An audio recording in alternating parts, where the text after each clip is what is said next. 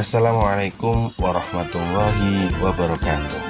Selamat pagi anak-anak cerdas SD Muhammadiyah 8. Anak-anak hebat kelas 4 Al-Wakil, Al-Haq, dan Ar-Raqib. Anak-anak, pagi hari ini Pak Gofar akan menjelaskan tema 5, subtema 1, pembelajaran 1, perjuangan para pahlawan. Tujuan pembelajaran kita, 1. Siswa dapat mengetahui tokoh dan peninggalan pada masa kerajaan Hindu, Buddha, dan Islam. 2. Siswa dapat mengetahui penerapan sifat-sifat cahaya. Selanjutnya, yang pertama, Pak Gofar akan menjelaskan tentang tokoh dan peninggalan pada masa kerajaan Hindu, Buddha, dan Islam. Yang pertama adalah Raja Mulawarman.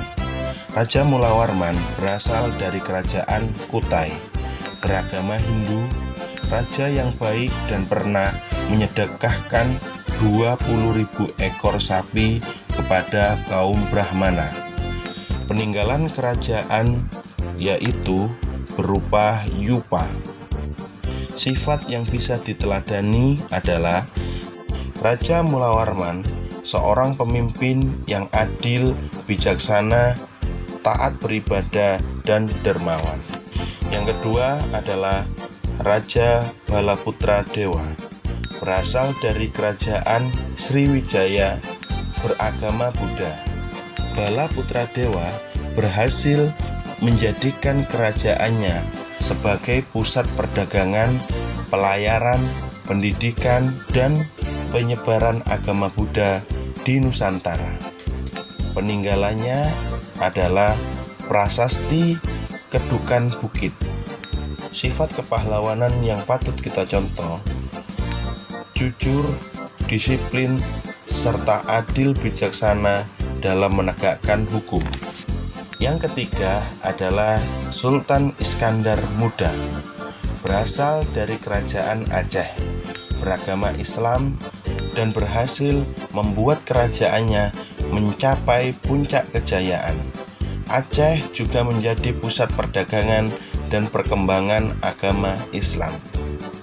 Anak-anak, untuk mempelajari lebih lanjut tentang kerajaan-kerajaan di Indonesia, bacalah buku ISPS IPS halaman 109 sampai 133.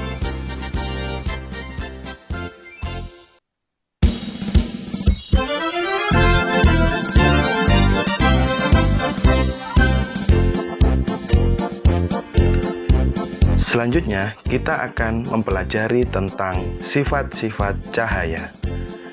Cahaya dihasilkan dari sumber cahaya seperti matahari, senter, lampu, api, dan lain-lain. Cahaya berguna untuk membantu manusia melihat benda sekitar, membedakan warna, dan melakukan kegiatan sehari-hari. Sifat-sifat cahaya yaitu 1. Cahaya merambat lurus. Hal ini bisa dibuktikan dengan kita membuat 3 karton yang dilubangi dan letakkan secara sejajar. Kemudian letakkan lilin yang sudah dinyalakan di bagian depan. Kemudian kita bisa melihat cahaya lilin merambat lurus melalui lubang-lubang karton. 2. Cahaya menembus benda bening. Hal ini bisa dibuktikan dengan mengarahkan senter ke suatu arah.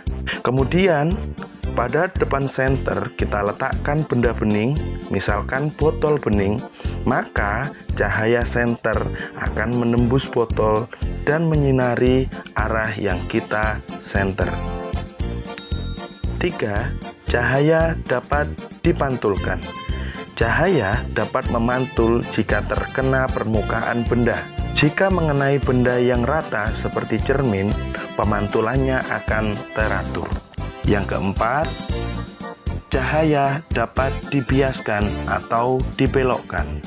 Contohnya, saat melihat pensil yang kita masukkan di dalam air akan terlihat seperti patah. dan juga terlihat lebih besar. Atau ketika kita melihat dasar kolam akan terlihat seperti dangkal, padahal kolam tersebut dalam sekali. Anak-anak, berikut tadi tentang penjelasan sifat-sifat cahaya dan juga kerajaan-kerajaan yang ada di Indonesia.